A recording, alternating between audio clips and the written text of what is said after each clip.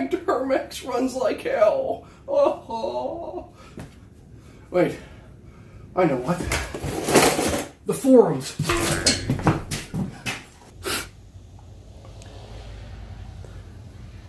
Okay guys, a little bit of a joke there with the intro. So you know what we're working on here. We have a LB7 duramax. Customer states it's running poorly, which it does. Now the intro was a little bit of a lead up to what, kind of actually happened with this thing. The guy, doesn't know much about trucks. He needs the truck for towing. He trailers horses and stuff around with it, so he needs the truck for towing. Doesn't know, he knows enough, knows how to check his oil and such, but doesn't know why his truck's running like crap. So he goes to the internet for help, which can be a great tool, but a lot of the times it's frustrating as a professional mechanic, because I've worked in a dealership since I was 16, been around these trucks a lot, been around diagnosing vehicles a lot. And it's a little bit frustrating just seeing people on those forums, just somebody will say, this is an LB7. My truck's running poorly. Oh, you need injectors, and you'll have 6 or 7 people say that, because it is a very common problem with these. But that doesn't mean that's the problem with this truck. So it's a little bit frustrating, and I know those people have good hearts and good intentions, and they are probably trying to help that person out. But you really need to instruct somebody to further diagnose their truck. Help them out in diagnosing it, not just throwing common parts at it. Because in this guy's case, there were 6 or 7 people on, the same page that told him he needed injectors. Well, I told him, hey, I'll more than happy to come out and look at the truck. Looked at the truck quickly, and pretty quickly kind of figured out what was going on with it. But I'm here to take you guys along and further diagnose this truck, and we'll see what's going on for sure. Narrow down the exact cause and hopefully make the repair on it, all in this video, so stick around.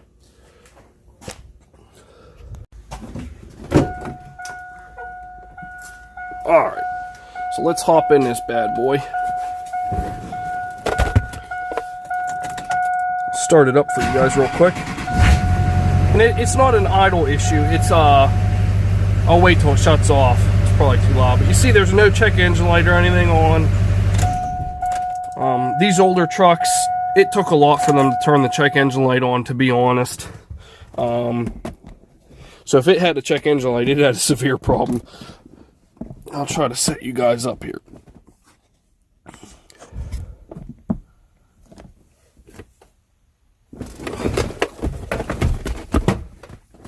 So, what the guy's problem was he had a horse trailer with 2 horses hooked up to it, and if you guys, have ever towed anything, you're kind of hoping that your Duramax has a little bit of power. Well, this thing basically, whenever you tried to give it more gas or more throttle, just absolutely falls on its face. So, the first thing that you want to do when you have any kind of performance issue, or I'd say really any issue at all, you want to talk to the computer. That guy's going to know way more than, you're ever going to know. So let's turn the key on, because the ECM and the FICM in this thing are way smarter than we are. They could monitor stuff constantly, so maybe they'll be of help. So let's fire up the old Antique Tech 2 here. And the screen's really cold, so it's like really white, so it may be hard for you to see. Let me build the vehicle here.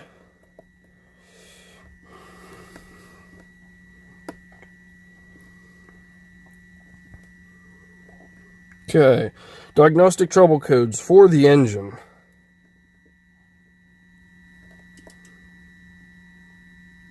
Thinking.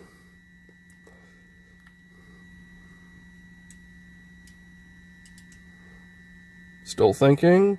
Okay, look at that. Okay, so what we got here is a DTC that's set with, which I showed you guys, no check engine light. Now, you'll see the lights on now because the key's on. That's just a bulb check.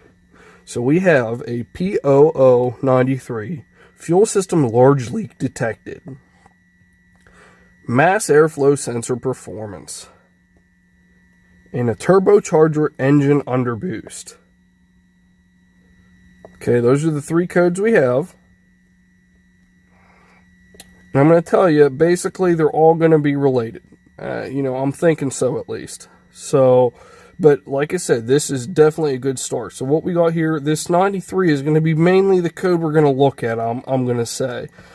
This code is basically telling us that when the ECM's commanding rail pressure up, it's not seeing it. So it's assuming that there's a leak. It doesn't know much more than that, and sometimes you could also have a fuel pressure regulator performance code set because of this. But that's basically where this code is saying. That's what we need to understand is, so it's commanding fuel rail pressure up, but it's not seeing fuel rail pressure. So why do we have that? So let's go into a function test.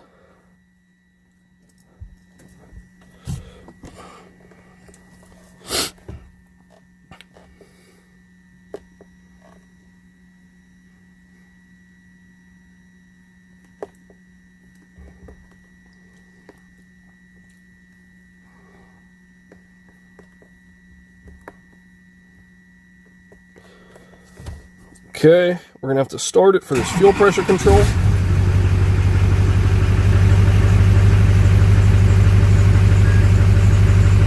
Oh, good old Tech 2 acting up again.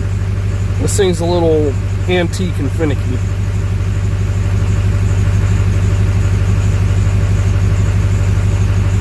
Okay, so what we're looking at here is we want the actual fuel rail pressure and the desired rail pressure to be the same, basically.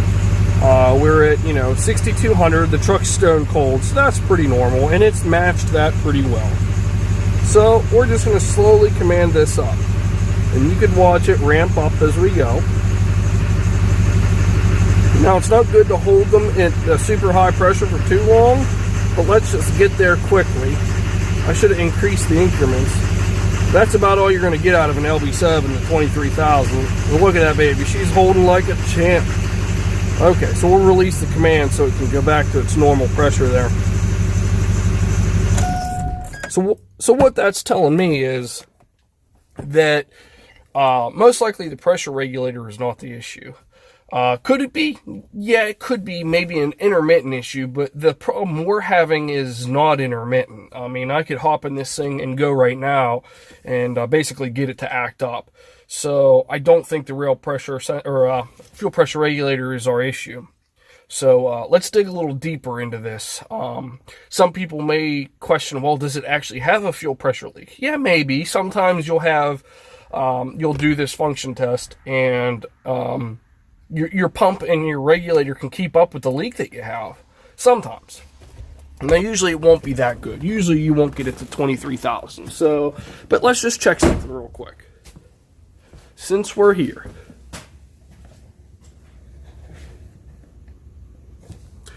Okay, so basically a leak we're going to have on an LB7, one of the common injector issues is a cracked injector or a leak in line. That's going to be a leak internal to the engine. We're not going to see no external leak. So let's go ahead and check the engine oil. And yeah, that's the other problem this customer did state. This thing's got one hell of an oil leak on this side. And I almost think it's coming up that dipstick tube because there's the tube is, or the stick is like busted off. There's just a piece of it there.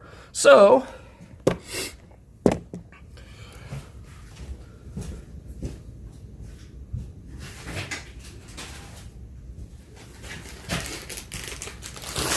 let's make the first repair. The customer wanted me to get a new dipstick tube. Working in the dealer, I could get things like this, although a lot of people would just go to the junkyard for something like this, and you don't even want to know what the hell this thing costs.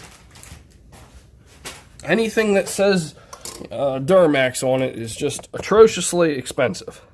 So yeah, let me show you. There's literally nothing to it. So there's no gasket, no seal, no nothing to prevent the oil from just rattling on up that tube through the stick. So that thing's kaputski. Let's get the actual brand. It's brandy new. Shiny new. Okay. That truck's been sitting a minute after we shut it off there. Get that the whole way in there.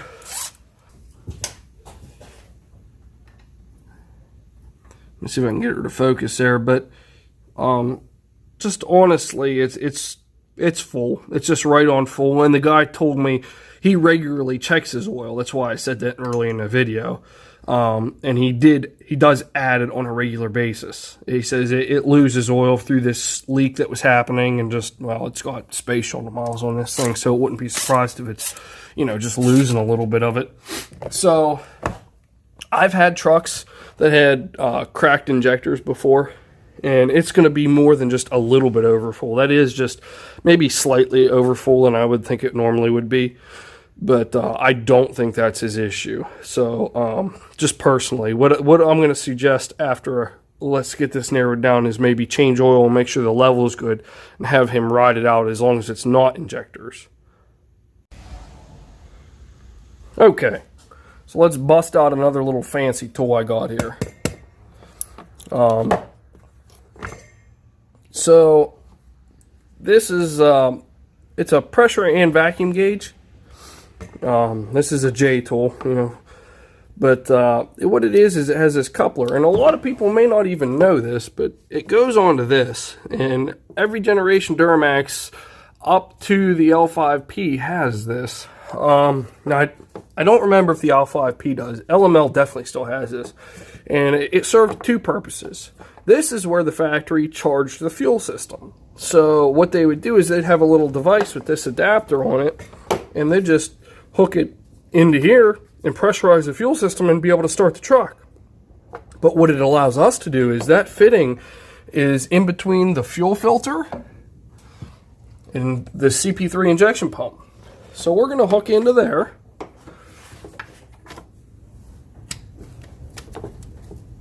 Okay. Get her on there one-handed. Stretch our hose out to give you a long cord with it. And as you can see, the gauge is old and off a little bit, so let's just pre-calculate for that being off. So basically 0 is going to be what? It looks like 1.5 inches of vacuum. See that? And this side is vacuum. Then past 0, it actually reads both vacuum and pressure. This is good for setting up a lift pump too.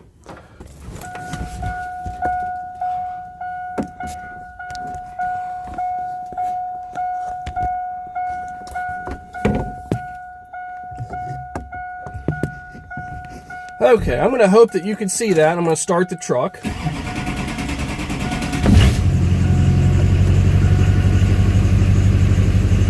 Would you look at that? Now, minus, what did we say? We had a little bit of a dispute with the gauge, so, you know, you got to calculate that. But just with the engine idling, it's almost at 5.5.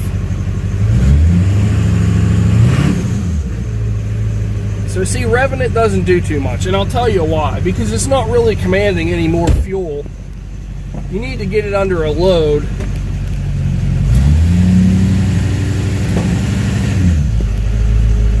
And we're already creeping up.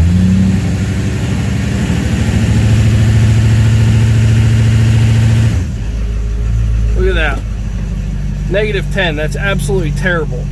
And I'll be honest with you, I've already hooked this gauge to it and road tested it, and under a good hard load, say you basically floor it, that gauge gets pegged at the -25 point. -25. That's absolutely terrible. It's as bad as it gets. So basically what's happening is, if you don't understand how the fuel pressure regulator works in a Duramax, or basically anything, it's regulating the fuel on the low side of the system. It's regulating the volume. It's not doing anything more than that. So if you're restricting the volume before the regulator, it's not going to be able to make the pressure it needs. And the ECM is going to think, hey, I have a leak because I can't get the fuel rail pressure that I need. You know, and whenever it's into that -25 mark, it's running like crap. So I would definitely say this is our problem. And I'm not bashing Napa at all.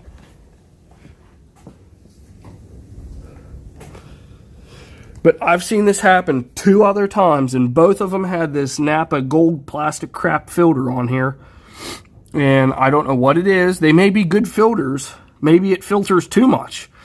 Maybe the people are neglecting to change it. I don't know. And like I said, nothing bad against it. It's just, you see it's happened before. In fact, here, I'll show you. Look, that black one, I deleted the whole housing on the last one that happened to because the guy had me add a lift pump to it. But that's it there with another Napa gold filter on it. Same exact thing happened. So we are going to put a fuel filter on this and see if it makes any difference. And hopefully it does. But also, this fuel filter head's leaking like a sieve too, because he's complaining of it being hard to start and he has to prime it every now and again. So I'm going to do a 2-for-1 and put a fuel filter housing and a filter on it all at once. And we'll see if possibly that fixes the issues of this thing running poorly. Okay, so here's our brand new fuel filter head with our fuel filter housing. Comes with a whiff sensor and your heater and all that jazz. Just a little tip for you. For some reason, the fuel filter heads on an LB7 are absurdly expensive. This is one off of, it's basically an LLY all the way up to an LML, I think. But the only difference is about the angle of the hose. You can't see it, but so basically all you're going to have to do is lengthen a little bit of hose, but somebody's already done that on this, so it's even easier because they've already replaced it with AirDog fuel line because one of them ruptured back near the tank at one time, so they just got that fuel line and ran it the whole way up to here. So even better, easier for me. So I'm going to get this changed out. I'll be back with you guys and we'll recheck it and see where we're at. Alright, so we're back. Just wanted to show you guys, got that new fuel filter housing.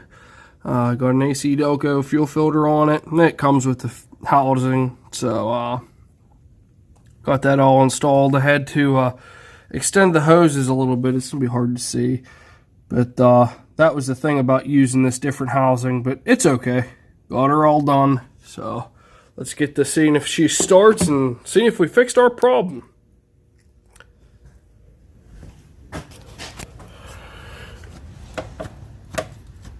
Give her a few pumps, and I still got my gauge hooked up here. So what's nice is actually, once you pump them up a good bit, you see there's actually pressure in the line, and you can tell. You know you got actual fuel pressure there. Well, there's still going to be some air in it, so.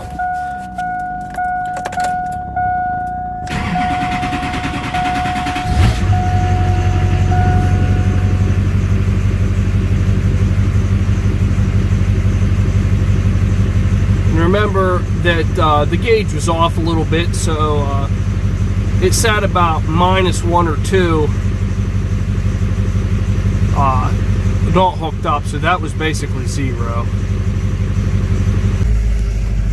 Okay, same test we did before. I just put it, brake torque it before it went, I can't remember, between 10 and 15 inches of vacuum. Didn't even move.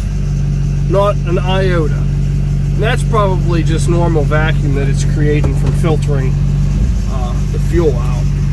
So now all you can do is take this bad boy for a ride and see if she runs good. Alright, so let's go for a little bit of a ride here, see how this thing runs. I left the fuel gauge hooked to it, so we'll see where it gets to. Hopefully you guys can see it when I really get on it. And we'll see where it dips to.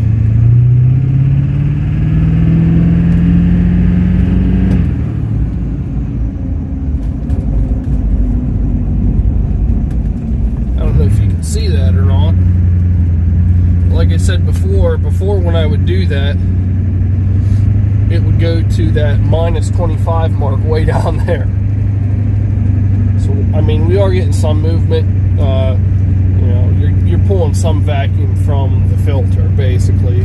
But, you know, a lift pump would usually cure this. You know, you'll get more throttle response out of it. But it seems to be working.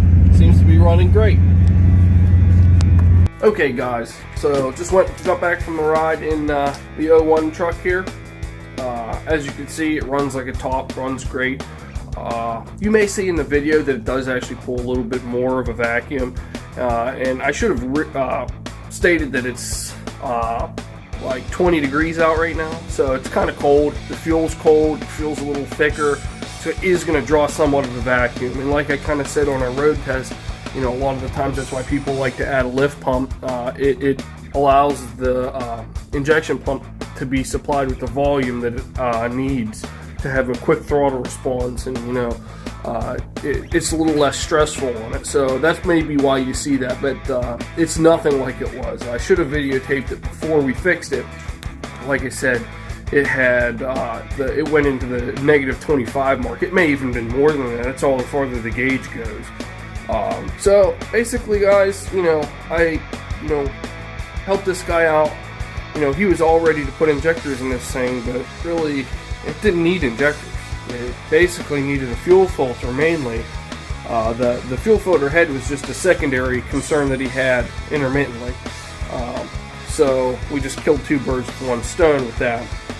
So guys, if you like the content, please like, subscribe, leave a comment, you know, share it with your buddies, whatever. You know, I'm always working on something, like I always say, so I try to videotape what I can. So next time I'm in the garage messing with something, you'll see me here.